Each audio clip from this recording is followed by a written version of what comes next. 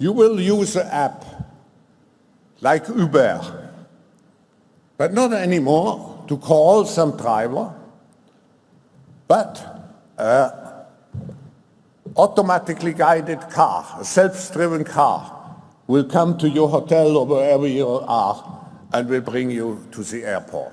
Actually, I had a discussion some months ago with the mayor of Los Angeles, and you know Los Angeles is one of the cities with the heaviest traffic, who told me in 2030 Los Angeles will be private car-driven free.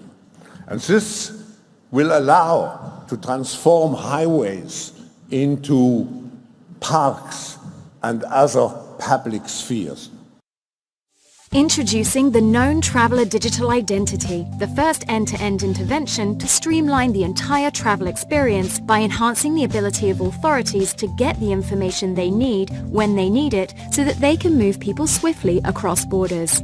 Enabled through 4 technologies, not only will individuals have complete control over their own personal data, but authorities can remove friction through a series of simple and secure digital touchpoints. Before a passenger even starts his journey, he can register his face and information using a smartphone. At the airport, NEC's technologies create a seamless walk-through experience from the moment someone steps inside the building. At check-in, there's no need to queue. The information that was registered on the smartphone is verified, along with the passenger and his passport, using facial recognition. From now on, his face is now his pass for all the airport's checkpoints. France has officially banned short-distance domestic flights in an effort to cut the country's carbon emissions. The new law went into effect this week. It means people can no longer travel by air if the same journey can be made by train in under 2.5 hours. Just pop on a VR headset and off you go, to any place in the world, or even to distant planets. VR tourism may be a niche product for now, but virtual vacation is on the rise. The VR travel market is forecast to explode from over 4.5 billion euros to 5 times that figure by 2027. About 1/5 of people surveyed in Germany think the future of travel lies in the metaverse. And even 1/4 of respondents under 30 feel VR trips are a viable possibility. Most people know Clear by going to the airport. It was born after 9/11. This is another crisis with a new component that's being born. Explain what this product is in terms of how it's going to work relating to COVID. So you're right. Clear was born out of 9/11, and it was about a public-private partnership leveraging innovation to enhance homeland security and delight customers. And that was really the beginning of Screening 1.0. And just like screening was forever changed post 9/11, in a post-COVID environment, you're going to see screening and public safety significantly shift. But this time it's beyond airports, right? It's sports stadium, it's retail, as Dana talked about. It's office buildings, it's restaurants. And now Finland has taken the passport technology to another level. The European nation has become the world's first country to test digital passports. Labeled Digital Travel Credentials, or DTC, it's an alternative to the traditional passport check at airports. In other words, it's a digital rendition of a physical passport. To use it, Finnish citizens first need to download an app on their phone and physically register at a dedicated police station. A digital copy of the passport is created by scanning the chip inside a real one. It is designed to be stored on a smartphone. Passport wasn't invented just for cross-border travel. That was the original intent. What else do we use it for today? We use it for many, many, many things. So we see this as a first step of having a trusted identity that, much like the passport that was invented to enable you to cross border, today you use it to open a bank account, to drive a car, to get a driving license, rent an apartment, get a job, so on and so forth. So we think this is very much a first step.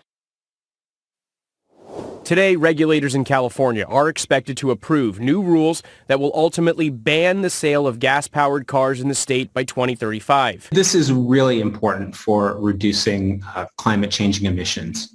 I mean, simply put, we can't address climate change without addressing transportation emissions. It's the largest source of emissions in California. The new rules will require 35% of new cars sold by 2026 to produce zero emissions. That number climbs to 68% by 2030. And by 2035, all new cars sold in California must be free of greenhouse gas emissions.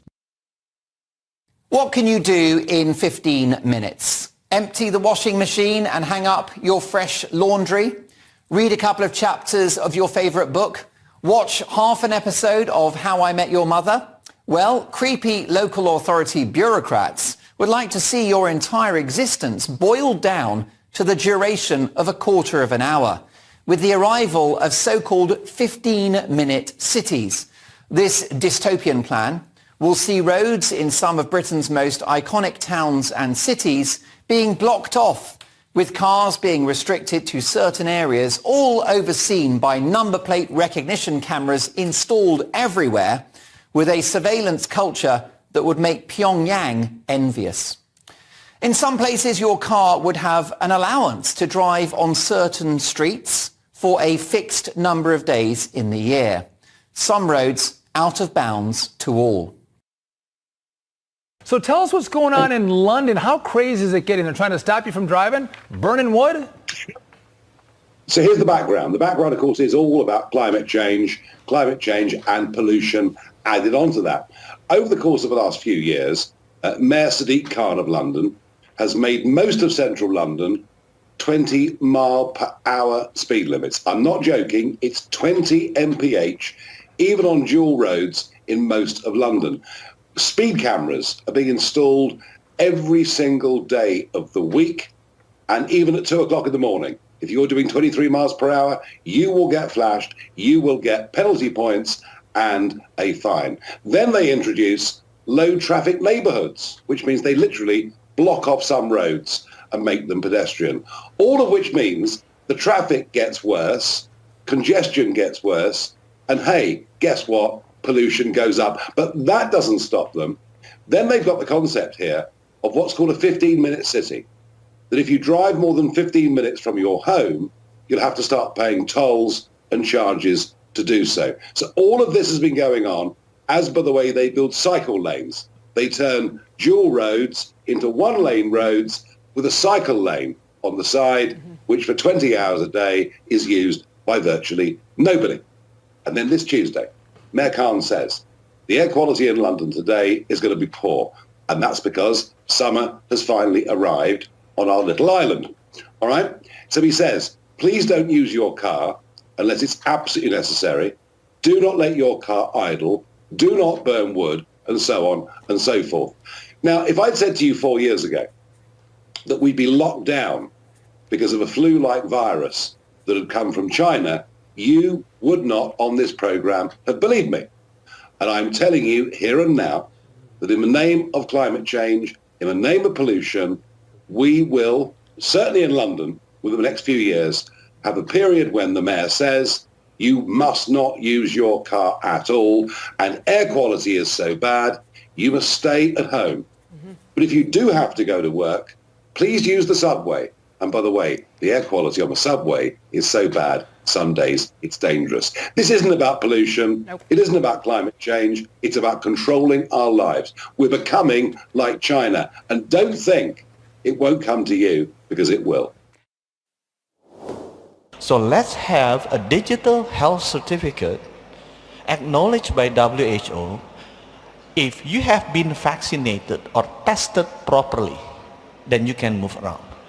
So for the next pandemic, instead of stopping the movement of the people 100%, which clog the economy globally, you can still provide some movement of the people. Indonesia has achieved, G20 country has agreed to have this digital certificate using WHO standard, and we will submit into the next World Health Assembly in Geneva as the revision to international health regulation. So hopefully for the next pandemic, we can still see some movement of the people, some movement of the goods, and movement of the economy.